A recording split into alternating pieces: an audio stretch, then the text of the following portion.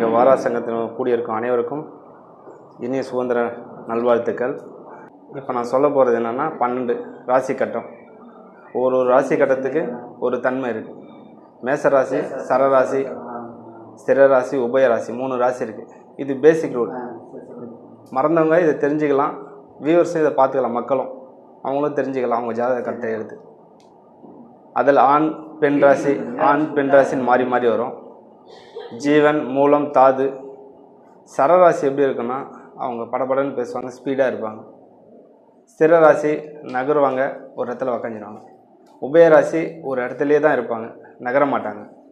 அந்தமாரி நம்ம அந்த லக்னம் அதுமாரி அவங்களுக்கு அமைஞ்சால் நம்ம அதுமாரி சொல்லலாம், அது கரெக்டாக இருக்கும். அதுமாரி தாது, மூலம், ஜீவன் அதுக்கெல்லாம் ஒரு காரகத்துவம் இருக்குது. தாது, மூலம். தாதுனா ஒரே இடத்துல இருக்கிறது, மலை, கல், அந்த மாதிரி. தாதுன்றது அசையும் அசையாமல் இருக்கும், மரம், செடி, கொடி. ஜீவராசினா மனிதர்கள் அந்த மாதிரி சொல்லலாம், விலங்குகள் அந்த மாதிரி சொல்லலாம். அந்த மாதிரி ஜீவராசியில் இருக்கிற சில பேர் விலங்கு பிடிக்கும். மிதுன ராசியில் இருக்கிறவங்களாம் விலங்கை வளர்ப்பாங்க, நாய், பூனை அந்த மாதிரி வளர்ப்பாங்க. அந்த ஒரு தன்மை இருக்குது. நீங்கள் அந்த மாதிரி சொல்லலாம், இது உங்களுக்கு பிடிக்கும், இது பிடிக்காதுன்னு. இப்போ நிறைய பேசுனாங்க, திருமண பொருத்தத்தை பற்றி பேசுனாங்க. திருமண பொருத்தத்தில் பார்க்கும்போது நீங்கள் தெரிஞ்சுக்க வேண்டியது என்னென்னா, முதல்ல உங்கள் லக்னத்துலேருந்து 7, ராசிலேருந்து 7 நீங்களே எடுத்து வச்சு பார்த்துக்கலாம். இப்போ இங்கே இருக்கிறவங்களும் நீங்களும் தெரிஞ்சுக்கலாம். அந்த மாதிரி தான் உங்களுக்கு அமைஞ்சிருக்கும். அந்த மாதிரி அமைச்சிங்கன்னா உங்கள் வாழ்க்கை சக்கரம் ஓடிடும். ஆணாக இருந்தாலும் பெண்ணாக இருந்தாலும். நிறைய போட்டு நம்ம குழப்பிக்க வேணாம். குழப்பினா இப்போ இருக்கிற ஸ்டேஜுக்கு மேரேஜ் ஆகாது.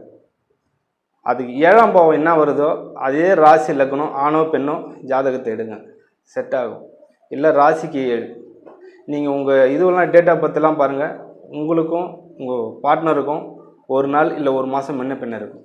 அதேமாதிரி நீங்கள் பிறந்த கிழமைக்கும் அடுத்த கிழமை இல்லை முன்கிழமையில் தான் அவங்களும் பிறந்திருப்பாங்க. ஏதாவது ஒரு கனெக்டிவிட்டி அதில் வரும் கண்டிப்பாக. உங்களுக்கு ஒரு கனெக்டிவிட்டி இருக்கும்.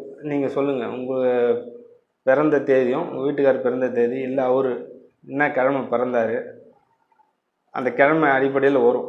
இது மாறாது. இது நீங்கள் வெள்ளிக்கிழமை இருந்தால் அவர் சனிக்கிழமையாக இருப்பார், இல்லைன்னா வியாழக்கிழமையாக இருப்பார். இருக்கிறவங்க யாரா சொல்லுங்கள், தெரிஞ்சவங்க சொல்லுங்கள். ஏன்னா அந்த மாதிரி அமையும், அப்படி தான் அமையும். இப்போ எனக்குன்னு சொன்னால் நான் கடக லக்னம், எனக்கு 7ஆம் பாவம் மகரம். என் மனைவிக்கு லக்னமே 7ஆம் பாவம், அவங்களுக்கு லக்னமாக அமைஞ்சிச்சு.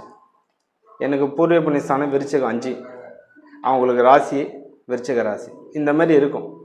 இதில் ஏதாவது ஒன்று வந்து நீங்கள் எடுத்து பாருங்கள், நான் சொல்கிறேன். உங்கள் பசங்களுக்கு யாருக்கா சொல்லுங்கள். அவங்க ராசி லக்னம், ராசிக்கும் பாருங்க, லக்னத்துக்கும் பாருங்கள்.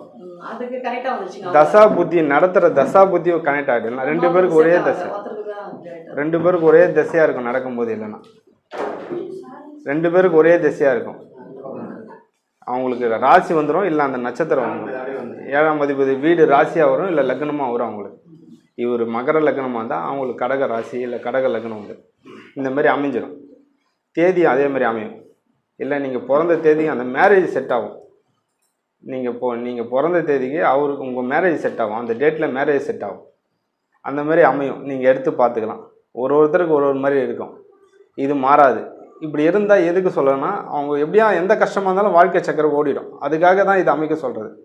நம்ம எல்லாத்தையும் போட்டு குழப்பின்னு மேரேஜ் ஆகாமல் நிறைய டிலே ஆகி தான் போகுது. குறுகிய காலத்தில் இதை பண்ணிட்டாங்கன்னா அவங்களுக்கு வாழ்க்கை பீஸ்ஃபுல்லாக இருக்கும். முதலே கேட்பாங்க, குழந்தை நல்லா இருக்கா, ஆயுள் நல்லா இருக்கா. அது அடுத்த ஸ்டேஜ் பார்த்துக்கலாம். இப்போதைக்கு மேரேஜ் பண்ணுங்கன்னு நீங்கள் சொல்லி ஊக்கப்படுத்துங்க. ஆரம்பத்துலேருந்தே எல்லாம் இப்போ வாழ்றதுலேருந்து லாஸ்ட் வரைக்கும் கேள்வி கேட்டுருவாங்க. வரவங்கிட்ட கிளைண்ட்டுங்கிட்ட நீங்கள் இதை சொல்லுங்கள். முதல்ல மேரேஜ், அதுக்கப்புறம் குழந்தை பார்க்கணும் இருக்குதுன்னு சொல்லி அடுத்தது பார்க்கலாம் அப்படின்னு சொல்லுங்கள். அப்படி பார்க்கும்போது ஒன்று ஒன்று அடுத்தடுத்து நம்மக்கிட்ட வருவாங்க, பார்ப்பாங்க, அவங்களும் தெரிஞ்சுக்குவாங்க. நன்றி, வணக்கம்.